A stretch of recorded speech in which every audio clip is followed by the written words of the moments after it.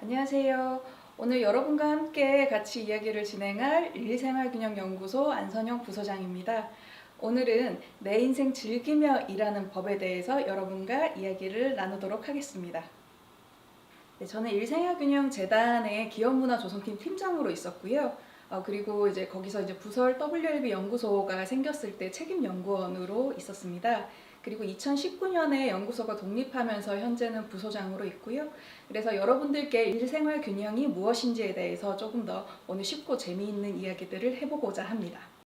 자, 오늘의 목표에 대해서 우리가 한번 설정을 해보고 들어가면 좋겠어요. 첫 번째로는 일이 무엇인가에 대해서 우리가 개념을 좀 알고 갔으면 하고, 두 번째는 전생애 속에서 일이라는 게 뭔지, 그리고 일과 나의 관계는 무엇인지를 두고 생각하는 법을 한번 고민해 보면 좋겠습니다. 그리고 마지막으론 나를 지키면서 나를 굳굳이 세우는 방법에 대해서 우리가 함께 생각해 보도록 할 거예요. 자, 첫 번째, 일이란 무엇일까요? 여러분들이 아시겠지만 일이라고 하는 건 어떻게 보면 일상 속에서 늘 있는 그런 행위인 것 같아요. 그러니까 자료 화면을 조금 더 보면 여러 가지 일들이 지금 화면 안에 담겨 있죠. 어떤 직업들이 보이세요? 할머니를 씻겨주고 있는 보호사도 있는 것 같고요. 그리고 교사도 있고요. 그리고 동물원에서 동물을 돌보고 있는 사람도 보이죠. 머리를 해주고 있는 미용사도 있고, 그리고 건설 현장에 있는 분도 계십니다. 그리고 종교인도 보이고요. 그리고 특이한 거 하나는 어때요? 이 중에서 과거에 없었던 직업이 있어요. 찾으셨나요? 예전에는 웹툰 만화가라고 하면 상상도 하기 어려운 부분이었죠.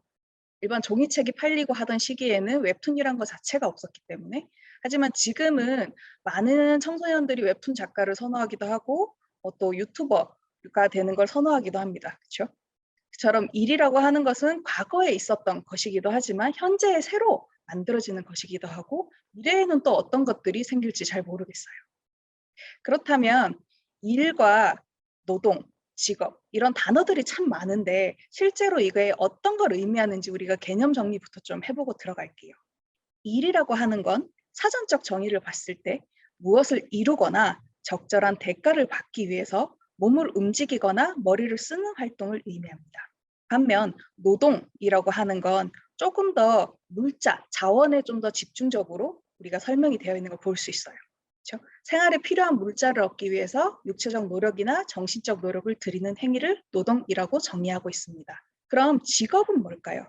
직업은 생계를 유지하기 위해서 자신의 적성과 능력에 따라 일정한 기간 동안 계속해서 종사하는 일을 직업이라고 설명하고 있네요. 일과 노동과 직업은 사실 연장선상에서 생각해보면 거의 같은 의미인 것 같아요. 다만 어떤 것에 조금 더 집중적으로 이 의미들을 담고 있느냐에 따라서 일이라고 부르기도 하고 우리가 노동이라고 부르기도 하고 직업이라고 부르기도 하죠. 그렇다면 직업과 직장은 어떤 차이가 있을까요? 굉장히 쉬운 질문인 것 같아요. 그렇죠? 직업은 내가 전문적으로 하고 있는 일을 뜻하고 직장은 그걸 하게 되는 어떤 조직, 어떤 특이한 장소를 우리가 직장이라고 얘기하죠. 이 직장, 직업을 지금 이제 소개하는 이유는 이따가 다시 한번 더 설명을 드릴 텐데요. 여기에는 굉장히 큰 차이가 있습니다. 그래서 우리가 개념어를 한 번 더 알아보는 것이기도 하고요. 마지막으로 일과 생활은 또 어떤 의미들을 담고 있는지 한번 생각해 본 적 있으신가요? 굉장히 흔하게 쓰는 말이긴 한데 일은 수입을 목적으로 행해지는 시장 노동을 뜻하고 생활은 수입과 관계없이 행해지는 모든 개인 활동들 여가라던가 가사노동, 사회활동 이런 것들을 생활이라고 사전에선 정의하고 있어요. 근데 생각을 해보면 정말로 일과 생활이 수입을 목적으로 행해지고 수입과 관계가 없는 걸까? 이것도 우리가 한번 고민해 볼 필요는 있는 것 같아요. 앞에서 우리가 쭉 사전적인 정의들을 봤는데 그러면 실제로 우리 삶에서 일이라는 게 어떤 의미가 될 것인지에 대해서 한 번 더 짚어보도록 하죠. 첫 번째, 직업과 직장을 구분해보자 라고 하는 게 저의 질문이에요. 자, 직업인과 직장인은 어떻게 다를까요? 우리가 흔히 얘기하는 회사원 혹은 뭐 S전자에 다니고 있다. 이런 것들은 직장을 조금 더 포인트를 두고 있는 것 같아요. 그렇죠? 어떤 곳에 간다. 어떤 회사의 아이덴티티를 가지고 나를 설명할 때는 직장인이 되는 것 같아요. 하지만 직업인은 조금 더 느낌이 다르죠. 직업은 어떤 곳에 간다 하더라도 그 안에서 내가 하고 있는 일이 다를 때에 그 직업이 다르다고 이제 설명을 하죠. 예를 들면 제 주변에는 동화 작가님이 계세요. 근데 이분은 건설 현장에서 일을 하시거든요, 생계를 위해서. 이분한테 직장은 토목공사 하는 그 곳이 직장일 거예요. 직장인으로서 설명을 할 때는. 근데 본인의 아이덴티티, 본인의 직업, 직업인으로서 자기를 소개할 때는 동화 작가라고 설명을 할 겁니다. 네, 선명하게 구분이 되죠. 그래서 직장인과 직업인을 구분할 필요가 있다. 우리가 일을 지금 이제 구인하시는 분도 계실 거고, 혹은 중간에서 이제 나왔다가 다시 또 돌아가는 분도 계실 거고, 처음 신규로 들어가는 분도 계실 거고, 다양한 분들이 지금 이 강의를 들으면서 고민을 하실 텐데, 내 직장이 어디가 될 것인가와 내 직업이 무엇이 될 것인가는 분명하게 다른 부분입니다. 그래서 선생님들이 생각하실 때, 아, 나는 이런 직업을 가졌으면 좋겠다와 이런 직장에 다녔으면 좋겠다는 명확하게 구분하실 필요가 있어요. 두 번째는 일과 생활에 대해서 우리가 좀 선명하게 짚고 넘어가자 하는 거죠. 일-생활 균형이라고 한 얘기는 굉장히 많이 지금 회자됐어요. 사실 2014년에 처음 고용노동부에서 일가양득 관련된 캠페인을 할 때 저희 연구소에서 같이 들어가서 아젠다 세팅을 했습니다. 그때만 해도 일-생활 균형이 뭔지 사람들이 아무도 몰랐어요. 그래서 저희가 캠페인을 나가면 1인 생활 뭐 연구소냐, 1인 생활 재단이냐, 한부모 가족 재단이냐 이것도 있었고, 또 재밌는 에피소드로는 일상생활 연구소냐 뭐 이런 얘기도 많이 하셨어요. 근데 지금은 일생활 균형에 대해서 많은 분들이 알고 계시죠. 특히 워라밸이라는 단어로 많이 알고 계시는 것 같아요. 근데 우리가 워라밸이라던가 일생활 균형을 얘기할 때 어떤 그림들을 많이 쓰는 것 같으세요? 제가 이미 정답은 예시로 이제 지금 같이 강의 자료로 보여드리고 있는데, 보시면 저울이 있죠. 자, 저울은 어떤 느낌인가요? 반으로 갈라서 이 양쪽에 무엇이 더 나은지를 올려놓고 어떤 게 더 무게가 더 많이 나가는지를 보는 게 저울이에요. 그렇죠? 그러려면 어떻게 돼야 되죠? 완벽하게 2등분으로 나눠져야 돼요. 우리가 흔히 생각하는 게 이 저울처럼 우리의 인생을 놓고 일을 이쪽에, 생활은 이쪽에 얹을 수 있다고 생각하는 거죠. 그래서 뭐 저런 캠페인도 많았던 것 같아요. 일은 8시간, 뭐 생활은 8시간, 잠은 8시간, 뭐 이런 캠페인들도 많이 하고 했는데 실제로 그게 가능할까요? 일과 생활을 명확하게 구분하실 수 있으세요? 자, 회사에 출근을 했습니다. 출근을 했는데 저 같은 경우에는 가끔 그런 경우가 있어요. 겨울철에 회사에 출근했는데 잠깐만 내가 가스불을 켜고 왔나? 끄고 왔나? 전기 배터리를 켰나? 껐나? 이런 고민들을 할 때가 있어요. 여름엔 반대겠죠. 여름에는 에어컨을 켰나? 껐나? 이런 고민을 하면서 직장에 가기도 해요. 그렇죠? 그럼 하루 종일 나는 일에 집중할 수 있을까요? 만약 8시간을 근무한다고 하면 그중에서 한 3분의 1은 가스불 생각을 할 거예요. 때로는 일을 되게 열심히 하고 있다가도 카톡으로 뭔가 메시지가 옵니다. 어느 분이 돌아가셨대. 혹은 누가 결혼을 한대. 이런 경조사 소식들이 들려요. 그럼 그때부터 무슨 생각을 할까요? 몇 시에 나는 집에 가서 옷을 갈아입고 어떻게 가야지. 누구와 함께 가야지. 뭐 이런 생각들을 또 하죠. 내가 일하는 공간에 갔다고 해서 일만을 하고 있는 건 아니란 건가요.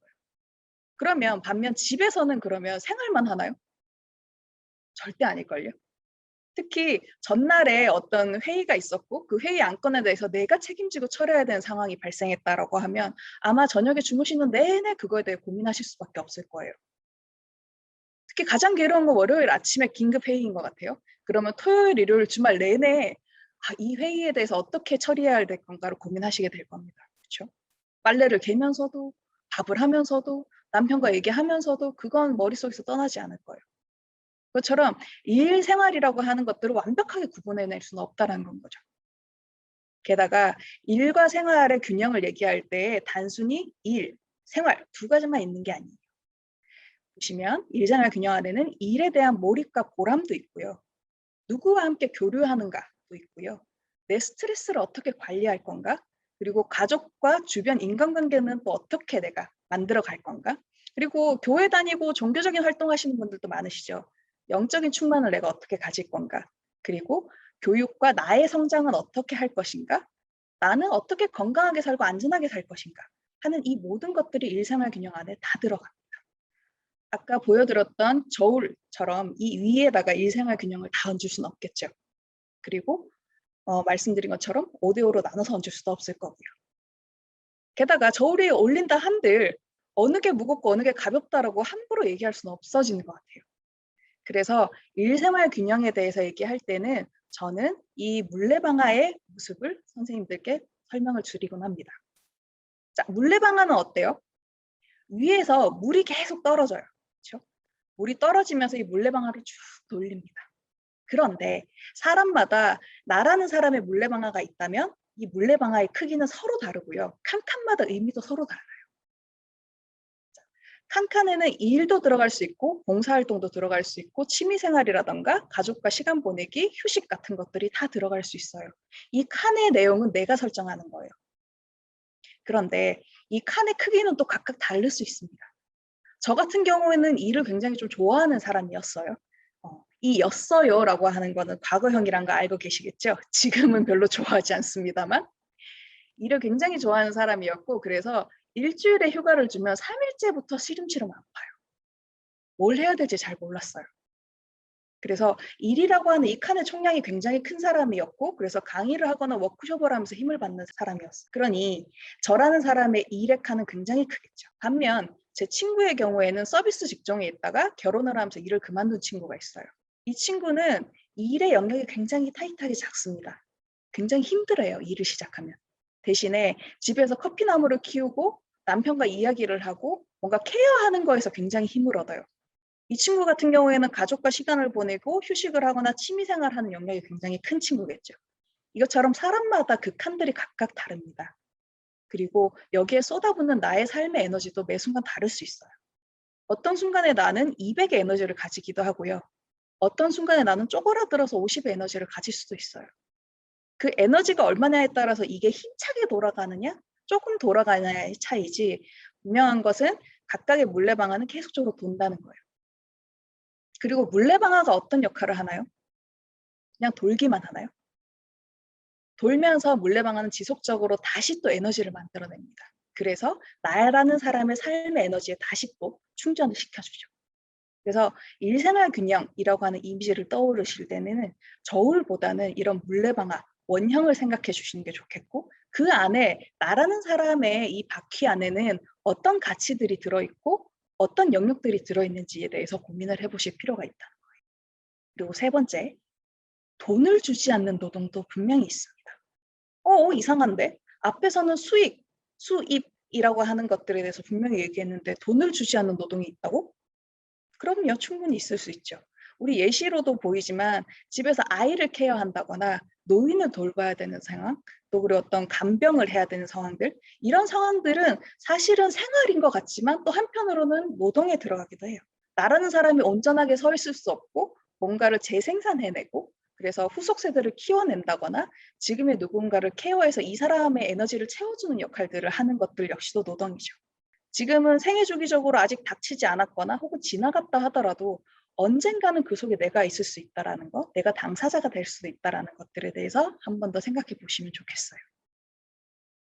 제가 일이라는 개념을 먼저 소개시켜 드리고 그다음에 지금 세 가지 질문거리를 던져 드렸는데 이렇게 얘기를 듣고 보니 일생활 균형이라고 하는 게 단순히 어떻게 나눌 수 있는 것이거나 혹은 어떤 정의로만으로 설명될 수 있는 건 아니구나.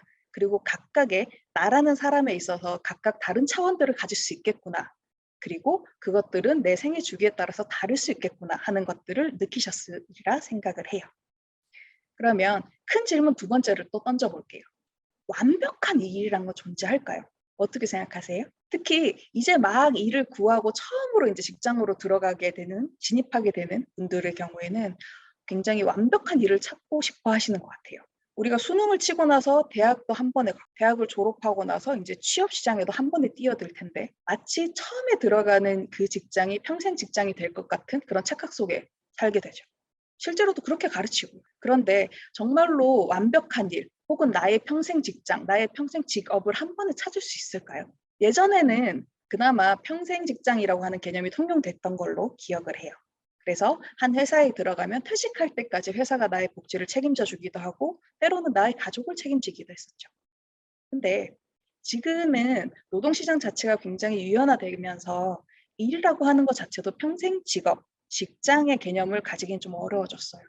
내가 의도치 않더라도 내가 일을 그만두게 되고 잘리게 되는 경우도 분명히 생길 거고요.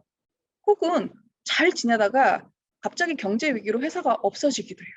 더 이상 지구 안에 자원들이 많지 않은데 사람들이 아둥바둥 이 자원들을 서로서로 "내가 더 많이 가져갈 거야." 하고 지금 다투고 있는 상황이란 거죠. 이 상황에서 내가 안정적으로 어떤 평생 직장을 가진다는 건 굉장히 힘이 듭니다. 게다가 내가 좋은 직장을 들어갔어요. 근데 내 삶에 어떤 변수가 생기지 않을까요? 뭐 결혼을 할 수도 있고 때에 따라서는 아이를 낳을 수도 있고 출산과 육아에 고민을 할 수도 있어요. 혹은 뭐 아이를 케어하는 일과 상관없이 나라는 사람을 케어해야 될 일이 생길 수도 있죠. 번아웃에 빠진다거나 스트레스 때문에 너무너무 아프다거나 그래서 내가 내 스스로 내 몸 관리를 할 수 없는 상태가 되기도 해요. 주변의 친구들도 보면은 갑자기 난청이 생긴다거나 혹은 갑자기 배가 아파서 병원에 갔는데 암이 걸렸거나 이런 친구들도 굉장히 많이 보곤 하거든요. 근데 그런 삶의 변수들이 닥쳤을 때에 '과연 내가 선택한 이 직장을 계속적으로 지속하면서 다닐 수 있을까?' 하는 고민들을 또 해 보셔야겠죠. 결국은 완벽한 일이라는 것은 존재하지 않고 나라는 사람이 어떻게 이 삶에서 일이라고 하는 것들을 컨트롤할 건가? 나와 일이라고 하는 것들을 마주 놓고 어떤 부분을 포기할 건가, 포기하지 않을 건가, 혹은 어떻게 조정할 건가 하는 것들을 고민해야 된다는 얘기입니다. 가장 쉬운 방법은 이 세 가지 중에 두 가지만 되면 다닌다라고 하는 목표를 가지시면 좋을 것 같아요. 이건 실제 제 신랑한테 제가 많이 하는 얘기거든요. 자꾸 제 이야기, 제 개인적인 이야기를 하는 것 같긴 한데 저희 신랑은 원래 기타리스트였고요. 이 친구는 저랑 만나기 전에는 사람, 자기 동료들, 그리고 기타를 친다는 재미 이 두 가지로 10대, 20대를 보낸 사람이에요. 그런데 살다 보니 이게 돈이 안 되니까 재미가 너무 없어지는 거예요. 기획사도 들어갔고 음반도 내고 다 했지만 결국은 본인 스스로 재미가 떨어지니까 이 일에 대한 흥미도 잃었어요. 그래서 이 사람이 다음에 선택한 게 뭐냐? 돈을 보기 시작합니다. 그래서 중소기업에 들어갔어요. 그리고 자기 친한 친구가 있는 중소기업이에요. 자, 그럼 뭐가 채워지죠? 사람과 돈이 채워집니다. 재미는 없어요.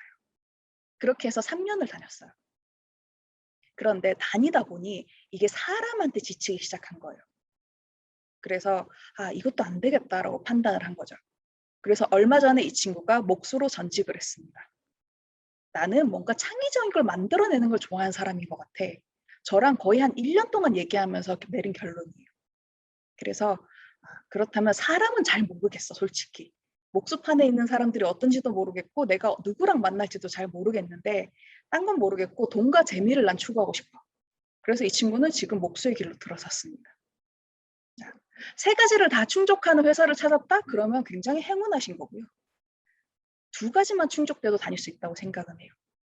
다만 어떤 것이 지금 나를 충족시키는 가장 큰 원인이고 어떤 것이 나한테 지금 가장 큰 만족감을 주는지를 알고 계셔야 된다는 거죠. 이것에 대한 탐색을 계속하면서 조정을 하는 것들이 분명히 필요하다는 겁니다.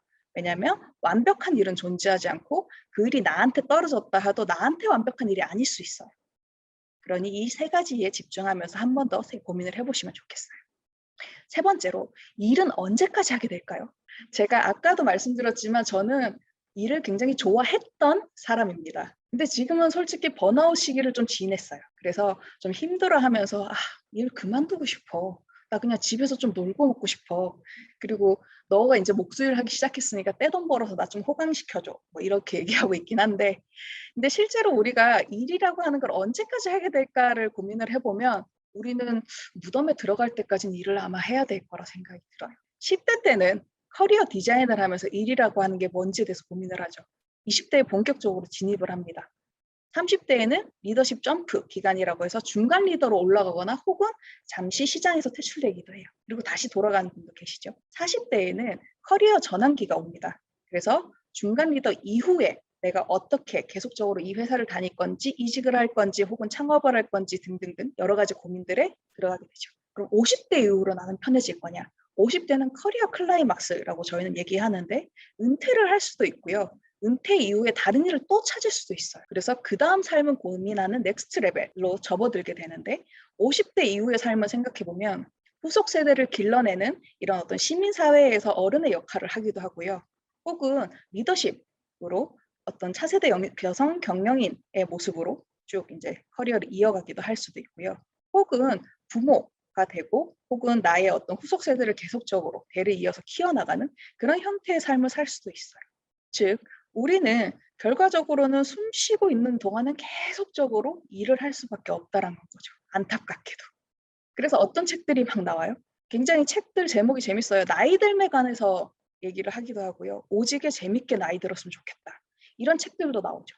게다가 이제는 의료기술도 발달해서 50대 이후? 아니요. 80대 이후까지도 계속적으로 일하는 시대인 것 같아요. 저희 할아버지 할머니도 되게 소일거리 삼아서 일을 되게 많이 하시거든요. 거의 90이 다 돼 가셨는데. 참 일을 놓는 순간 "나는 늙는 것 같아."라고 많이 말씀을 하세요. 즉 일이라고 하는 건 결국은 평생 할 수밖에 없는 것이다. 그래서 중간에 잠시 멈춰서서 내가 지금 제대로 된 땅 위에 서 있는지 살펴보고 내가 괜찮은지 나에게 손을 흔드는 작업들을 계속 해 주셔야 돼요. 그건 10 대, 20 대, 30대 할 것 없이 나이 들어서 70, 80, 90이 돼서도 상관없이 계속적으로 나를 챙기는 것들을 해 주셔야 된다는 거죠. 네 번째, 그렇다면 앞에서 우리가 일생활 균형이 뭔지도 얘기했고 일이라고 하는 것들을 어떻게 설정해야 되는지도 같이 얘기를 했는데 그럼 일을 어떻게 우리가 새롭게 들여다볼 수 있을지를 여기서 같이 얘기를 해볼 거예요. 시간 개념을 제가 좀 가지고 설명을 드리고 싶은데 시계가 언제 생겼을까요? 시간이라고 하는 것들은 언제 생겼을까요? 과거에 우리가 드라마 같은 걸 봐도 이런 표현들이 많이 나와요. 밥 때, 그죠? 일어날 때, 잠들 때. 추수할 때, 모 심을 때. 자, 때라는 말을 굉장히 많이 썼습니다, 과거에. 그건 시간이라고 하는 개념이 없던 시기였던 것 같아요. 정확히 얘기하면 시계라는 개념이 없었겠죠. 그래서 아침에 해가 뜨면 '아 지금 일어날 때.' 그리고 배가 고프기 시작하고 출출해요. 그럼 밥 때. 그리고 해가 막 뉘엿뉘엿 지기 시작합니다. 그럼 인제 집에 들어갈 때.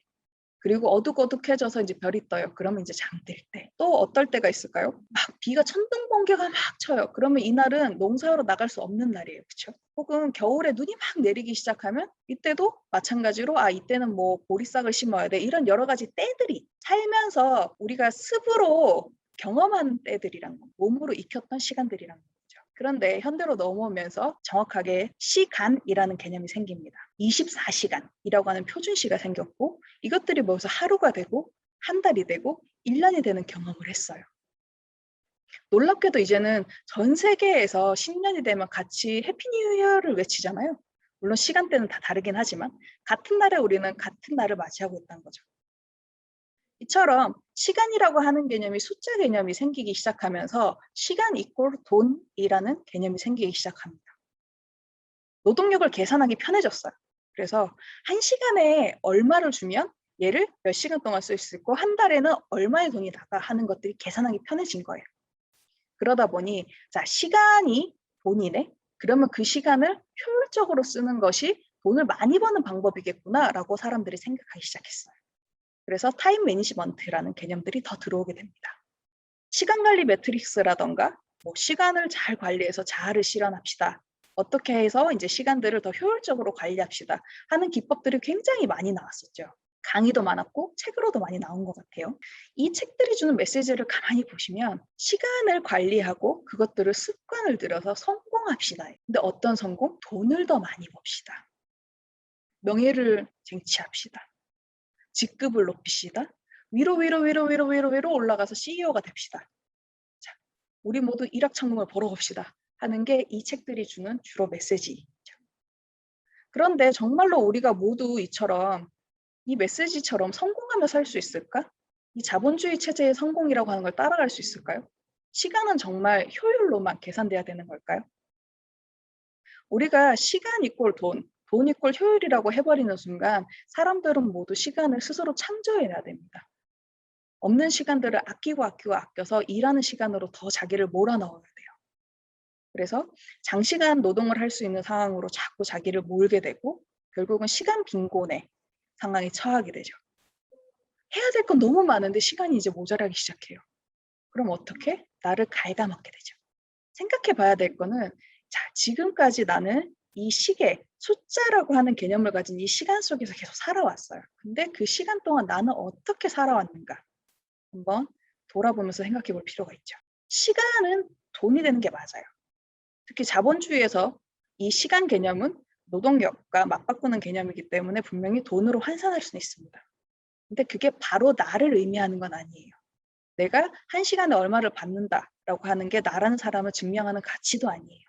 나라는 사람이 가지고 있는 이 업, 직업, 법적인 정신들을 잇고 그리고 그게 나를 설명하는 정체성이기도 하고 그게 나를 완성하는 스스로 나다운 것들을 만드는 것이지 그 시간에 비해서 내가 얼마 돈을 받았다라고 하는 게 나를 완성하진 않아요.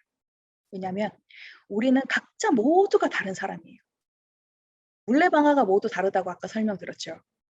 어떤 사람의 물레방아는 지금 굉장히 작고 어떤 사람은 굉장히 클 수 있어요. 그 칸칸의 의미도 다 다르다고 말씀드렸어요. 우리는 모두가 각자 다른 모습을 하고 있는 사람들이고 그리고 여러 사람들하고 마주치면서 계속적으로 끊임없이 나라는 사람이 영향을 받아요.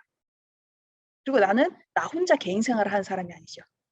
내가 캡슐에 들어가서 평생 이 호스에서 나오는 영양분을 빨아먹고 사는 그게 아닌 이상 결국은 누군가랑 만나면서 집단 생활을 할 수밖에 없어요. 공동체 생활을 하게 되는 거죠. 그게 조직 생활일 수도 있고 가족 내 생활일 수도 있고 마을 공동체일 수도 있고 때에 따라 우리는 글로벌한 형태에서 집단 생활을 하기도 해요. 그 안에 나라는 사람이 다시 존재하는 거예요. 그리고 나라는 사람이 갖고 있는 에너지 또한 굉장히 다릅니다. 어떤 사람들은 수요일에 굉장히 힘내는 사람들이 있어요. 어떤 분은 금요일이 되게 힘나기도 하고요. 어떤 사람은 아침형 인간이지만 어떤 사람은 저녁형 인간이에요. 저희 신랑은 지금 목수 일을 시작하면서 아침형 인간으로 억지로 바꿨어요. 그래서 5시, 6시쯤 일어나서 이제 출근을 하는데 저는 밤에 일하는 게 굉장히 효율적인 사람입니다. 그래서 보통 2시에서 4시까지 원고 작업을 하기도 해요. 그럼 제가 4시에 잠들면 신랑은 6시에 일어나요. 그래서 우리는 정말로 그 법적인 부부긴 한데 그냥 동거인 아닐까? 뭐 이런 얘기를 하기도 하거든요. 그것처럼 사람들은 각자 쓸 수 있는 에너지의 시간도 다르고 에너지 양도 달라요. 즉, 이 얘기인즉슨 just me, 나라고 하는 사람의 고유 가치들이 분명히 있다라는 거죠. 그래서 그 안에서 나라는 사람을 찾아야 되고 우리가 생각하고 있던 그 시간 개념들에서 벗어날 필요가 있다라는 겁니다. 그럼 나를 어떻게 새로 세울 수 있는가? 첫 번째로는 구체적인 미래상을 좀 설정하시면 좋겠어요. 그냥 무턱대고 저 회사에서 돈을 얼마를 주니까 혹은 우리 집에서 가까우니까 실제로 이런 경우들도 굉장히 많아요. 지방으로 이제 인터뷰를 가보면 내가 갈 수 있는 어떤 업체들의 종류는 한정돼 있는데 가만히 보니 월급들이 좀 비슷비슷한 것 같아. 그러면 나는 가까운 데 다닐래. 이 왔다 갔다 하는 시간들이 힘든 친구의 경우에는 분명히 그럴 수 있죠. 근데 그것보다는 조금 더 구체적인 미래상들을 설정하시면 좋겠어요. 향후에는 내가 이런 모습의 미래를 살고 싶어. 그러면 그 미래상에 가깝게 나의 일들을 찾아갈 수 있겠죠. 두 번째는 우선순위를 설정하는 것들. 이건 굉장히 중요합니다. 조금 시간을 드릴 테니까 자료를 좀 찬찬히 보면서 내 우선순위가 어떻게 될 건지 한번 매겨보면 좋겠어요. 자, 사랑 속에서 사는 것도 있고 안정적인 직업을 갖는 것도 있고 행복한 가정에서 성장하는 것도 있고 육체적으로 건강한 것도 여기 들어갑니다. 다른 사람을 돕는 일, 충분한 경제력을 가지는 것, 뭔가 남들과 다른 일을 하는 것, 친구가 많은 것, 아이를 갖는 것, 직업적으로 성공하는 것. 총 10가지예요. 이 중에 1순위는 생각보다 사람들이 빨리 찾아요. 그리고 10순위도 빨리 찾습니다. 내가 되게 좋아하는 거랑 이거는 정말로 내 스타일 아닌데? 하는 것들은 분명하게 좀 갈리는 것 같아요. 근데 2부터 9까지는 조금 애매해요. 굉장히 좀 시간을 갖고 고민을 많이 하게 되더라고요.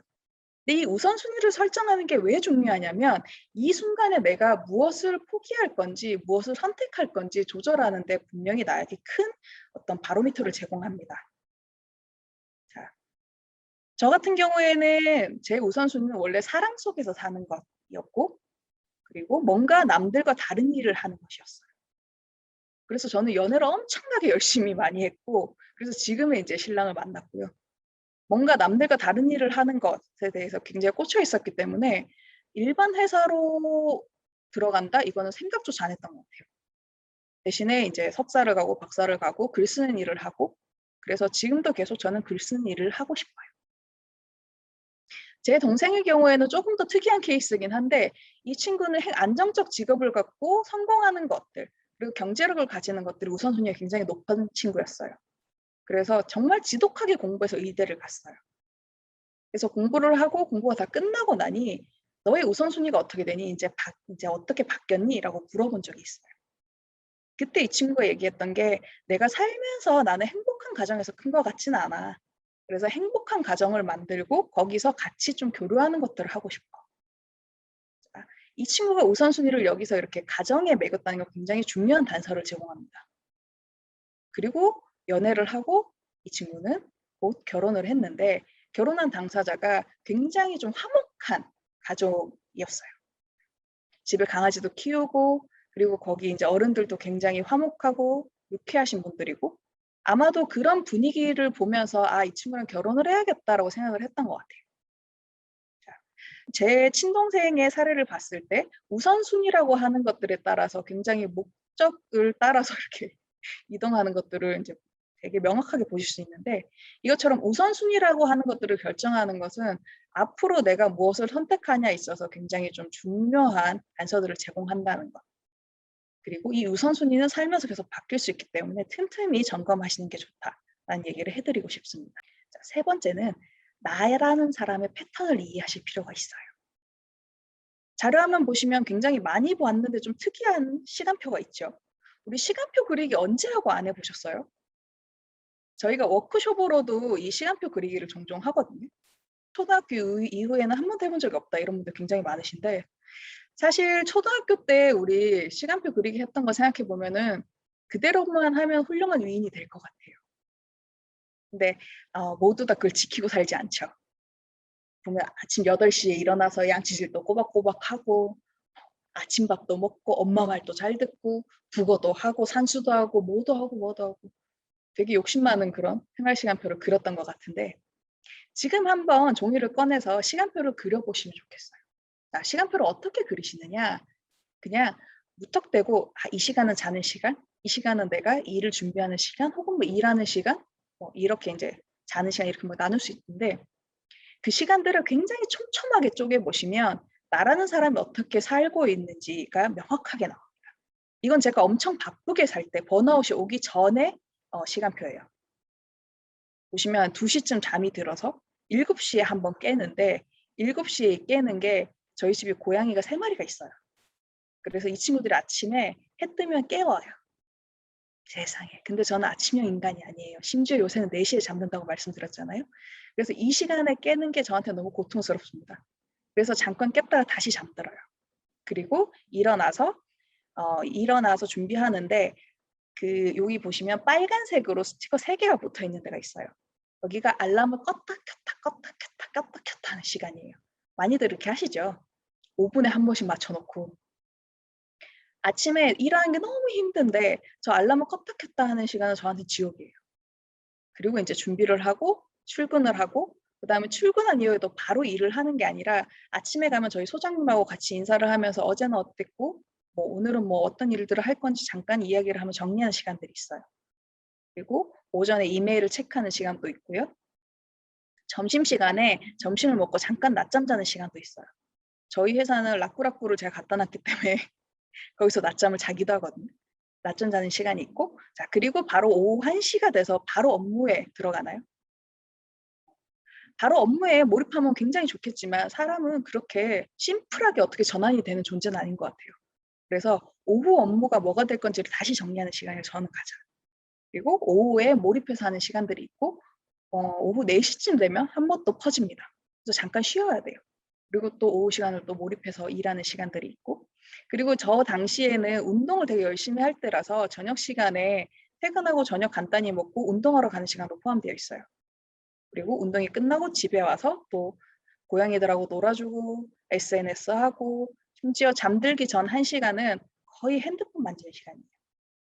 근데 이 패턴이 그렇게 다르지 않아요.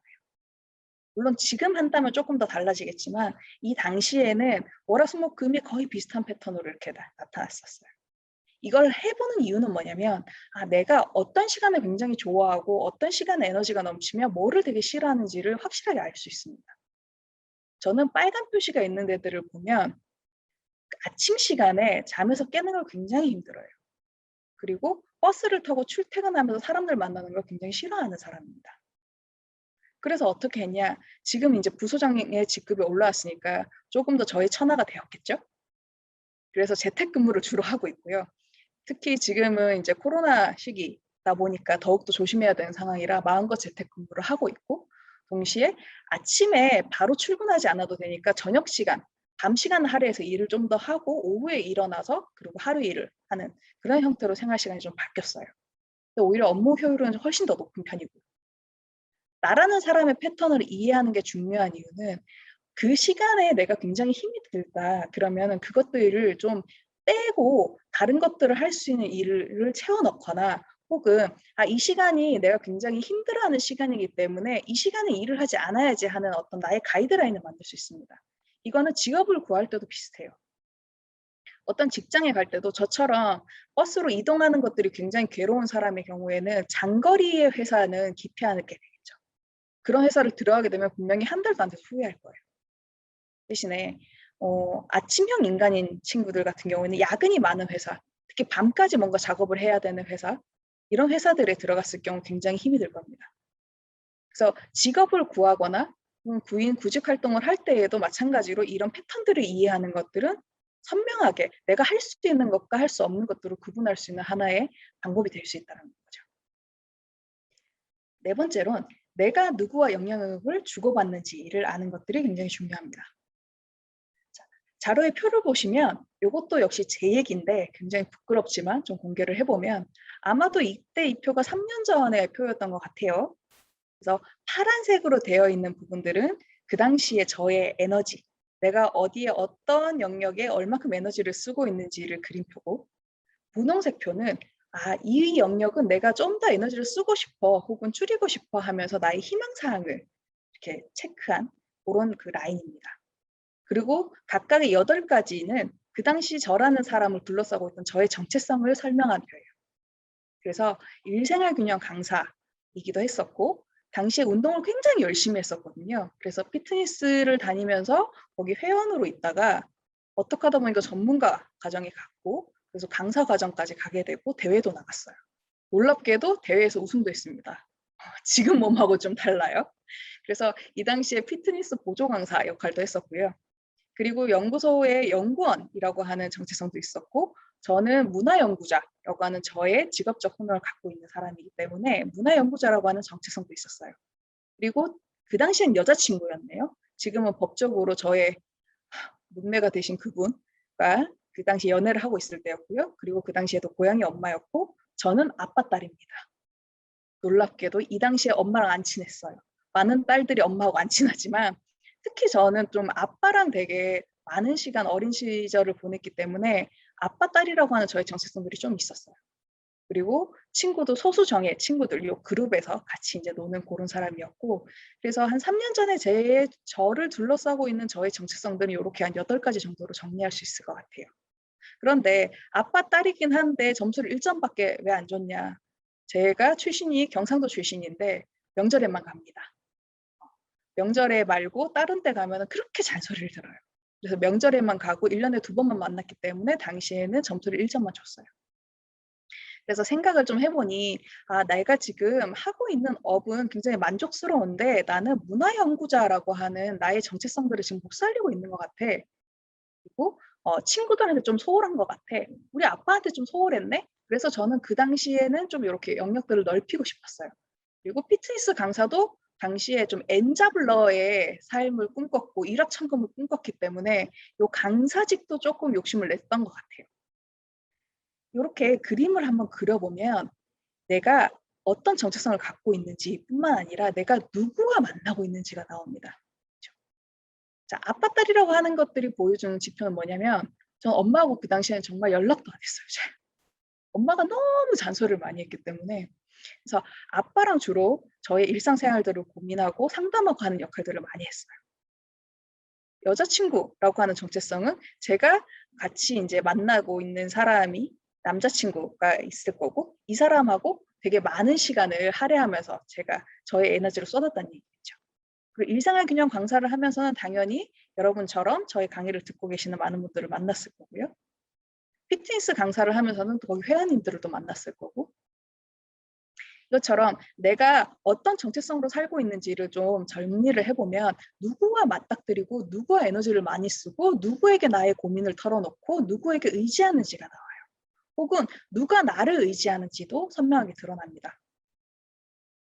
이것처럼 영향력에 대해서 우리가 생각을 해볼 필요가 있는 것은 이 자원들은 앞으로 내가 누군가한테 도움을 청할 때 분명히 이 사람들한테 먼저 도움을 청할 거고 혹은 나에게 도움을 청할 사람들이 이들이라는 이야기이기도 해요.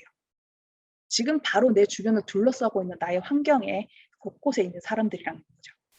그래서 이 표를 한번 그려보시면서 내가 누구와 지금 현재 자원을 주고받고 있는지를 선명하게 해보실 필요도 있습니다. 5번째는 자, 민폐를 요청하자 하는 거예요. 굉장히 중요해요. 우리 어릴 때 자꾸 민폐 끼치지 말아라, 남한테 그러면 안 된다 이런 얘기 많이 들으시잖아요. 좀 잊어버립시다. 한국 사람들은 너무 이 민폐 끼친다고 하는 것들에 민감한 것 같아요. 근데 우리는 민폐를 안 끼치면서 살 수가 없어요. 캡슐 안에 들어가서 혼자만 살 거야? 그게 아니잖아요. 계속적으로 사람을 만나면서 어떤 식으로든 민폐를 끼치고 민폐 끼침을 당해요. 그렇죠? 회사에 처음 들어갔을 때 완벽하게 일을 할 수 있을까요? 그 회사 인터페이스에도 적응해야 되고 사람들하고도 적응해야 되고 심지어 점심밥에도 적응해야 돼요. 모르는 건 당연한 거죠. 그 순간에 나 혼자 이걸 해결할 수 있나요? 아니란 거예요. 내 옆에 앉아 있는 동료한테 요청을 하거나 혹은 내 사수가 된 사람한테 물어볼 수도 있죠. 이런 요청하는 것들, 내가 지금 못하고 있는 것들, 할 수 없는 것들에 대해서 주변에 잘 그 자원들을 가지고 있는 사람들에 요청하면서 그걸 끌어오는 것, 그런 것들을 하셔야 된다는 거예요. 그러면 생활 영역에서도 마찬가지로 민폐를 요청할 필요가 있죠. 내가 지금 아이를 케어하면서 일을 같이 해야 되는 상황들이 만약에 발생했다고 한다면 이 아이를 지금 이 순간에 누가 봐줄 수 있을까? 내 지역 공동체 안에서는 어떤 시설을 이용할 수 있을까? 혹은 급하게 지금 내 아이를 잠시 맡겨야 된다면 누구에게 내가 이 민폐를 요청할까? 이런 것들에 대해 있어서도 좀 죄책감을 좀 더셨으면 좋겠어요. 언젠가는 내가 이렇게 요청을 했듯이 나 역시도 그 사람들이 도움을 청할 때 그것들을 같이 응답해 줄 수 있다는 거예요. 그래서 이 공동체라는 것, 그리고 내가 주고받고 있는 그 자원들을 주고받고 있는 사람들과의 관계에서 충분히 민폐를 요청하는 것들이 가능하고 그것들을 하실 필요가 있다라는 설명을 드리고 싶었어요.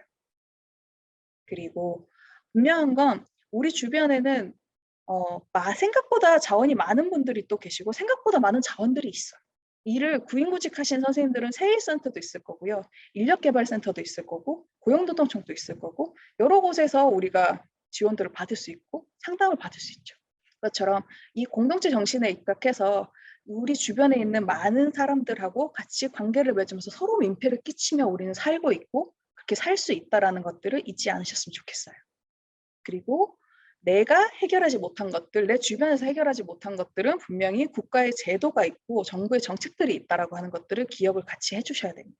의견 포스터들 많이 보셨죠? 시차 출퇴근제 포스터도 있을 거고 뭐 저녁이 있는 삶 이런 포스터들도 많이 보셨을 것 같아요. 실제로도 제도들은 점점점 늘어나고 있어요. 출산 육아 제도 같은 경우에는 당연히 있겠죠. 왜냐하면 회사 생활을 하면서 분명히 생애 주기적으로 회사나 일의 영역에서 이렇게 이탈되어 나올 수 있는 확률이 높은 그룹이 여성 그룹이고 그래서 남성들도 임신을 할 수 있으면 좋겠어요. 개인적으로. 어쩔 수 없이 여성들이 먼저 튕겨져 나올 수밖에 없는 상황이기 때문에 이것들을 보완하는 제도들이 먼저 이제 설립이 됐죠.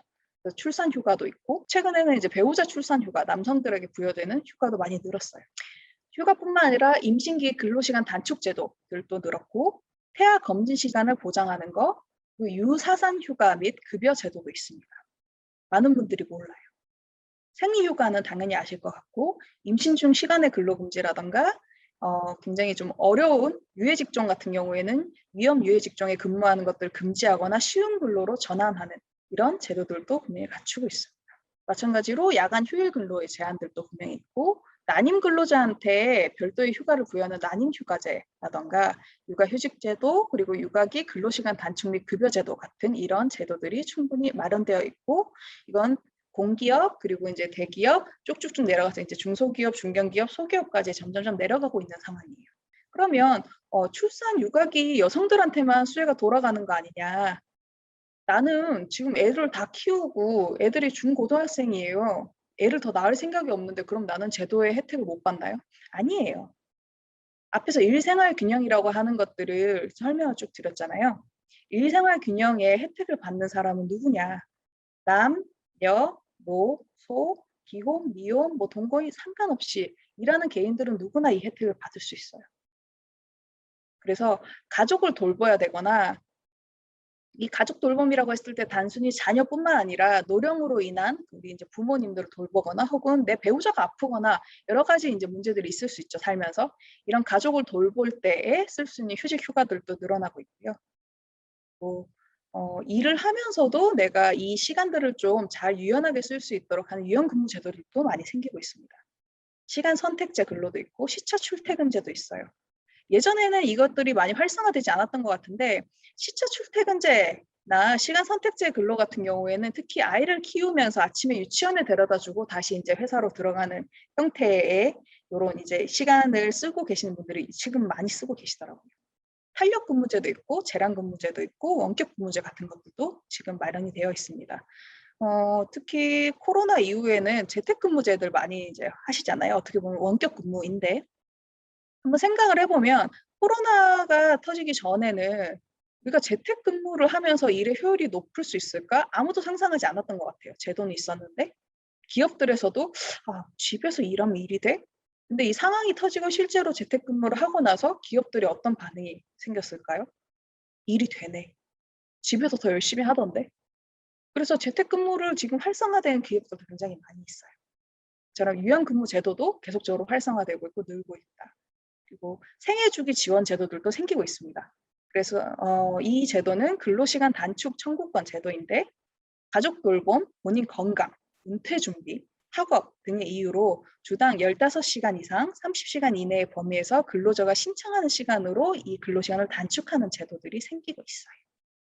자, 여기까지 들어보니 단순히 그냥 출산 육아기에 여성들한테만 해당되는 개념은 아니구나. 이 제도를 언제든지 나도 쓸 수 있겠고 내 옆에 동료도 쓸 수 있겠고 내 가족도 쓸 수 있겠구나 하는 것들을 좀 이해하실 수 있었을 거라 생각을 해요. 어떻게 보면 이런 제도들을 쓰는 거 역시도 '혹시 민폐 끼치는 거 아니야?' 라고 생각할 수 있지만 절대 아니에요. 여러분은 그 제도들을 쓰실 수 있는 당연한 권리가 있고 그 제도들을 이용해서 훨씬 더 나은 삶을 사실 권리들이 있습니다. 다섯 번째는 때로는 지칠 수 있음을 인정하자는 거예요. 일에 이제 막 진입하려고 하시는 분들은 새로 인제 신규의 경우에는 나는 되게 열심히 일하면서 되게 멋있게 살 거야.'라고 하실 수 있어요. 근데 일에서 한번 튕겨져 나와 보셨거나 이게 자발적이든 타이건 간에 튕겨져 나와 보셨거나 혹은 이직을 경험해 보셨거나 어떤 사유로든 간에 한 번의 전환들을 이제 겪으신 선생님들을 생각을 해 보면 어 정말로 상황이 되지 않아서 일이 바뀌는 경우도 있지만 지쳐서 떨어져 나가는 경우도 되게 많아요. 그때마다 '아 나는 왜 여기서 버티지 못하지? 모두 이렇게 치열하게 사는데 왜 남이 힘들까?'를 고민하신 게 아니라 '내가 지금 지쳤다. 지칠 수 있다.'라는 것들을 인정하면서 나를 좀 다독이는 시간들을 꼭 가지셔야 돼요.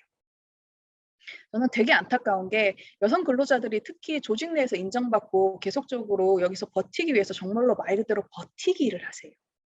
몸이 아픈데도 불구하고 '내가 지금 여기서 아프다고 얘기하면은 후에 내가 어떻게 여기서 버틸 수 있을까.'라고 고민하면서 자꾸 이걸 정말 버티신다는 거예요. 근데 일이라고 하는 것들은 버티는 게 아니라 평생을 내가 지속하면서 가져가야 되는 나의 업이고 그렇다면 그 과정 안에서 내가 지치지 않게 나를 잘 케어하는 것도 분명히 중요해요. 여섯 번째는 나에게 좀 더 다정해지자. 저는 이 얘기들을 꼭 하고 싶습니다. 앞에서 한 얘기랑 좀 연장선에서 얘기하는 것 같긴 하지만 나라는 사람을 너무 내치지 마세요. 다른 사람하고 비교할 필요도 없고 그냥 나라는 사람이 온전히 어떤 일을 선택하면 행복한지 어떤 생활과 어떻게 일을 조절하면 내가 쪼금 더 안정적으로 내가 건강하게 그 건강은 신체적일 수도 있고 정신적인 걸 수도 있겠죠. 건강하고 안전하고 행복하게 내가 살 수 있을지 나한테 쪼금 더 다정해지시면 좋겠어요. 이 얘기는 꼭 드리고 싶었던 이유가 제가 번아웃을 경험하고 정말 1년 정도 쉬었어요. 근데 이 그 1년 정도 쉬는 동안에 어떤 일이 있었냐면 온몸에 염증 반응이 있는데 큰 병원에 가도 염증이 어딘지 못 잡아내요.